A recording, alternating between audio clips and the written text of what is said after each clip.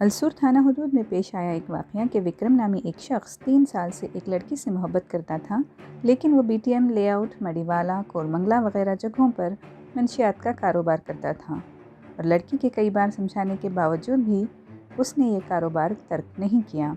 आखिरकार लड़की ने यह सोचा कि पुलिस को इतला दी जाए कि वो विक्रम को सुधार पाएगी। इतला मिलने के बाद मड़ीवाला पुलिस ने विक्रम को मंशियात के साथ गिरफ्तार कर लिया।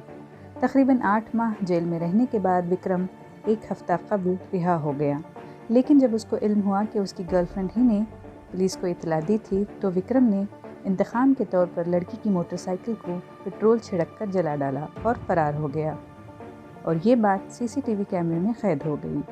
हलसूर थाने में मुकदमा दर्ज कर लिया गया है। पुलिस ने मुलजिम विक्रम को गिरफ्तार कर लिया है।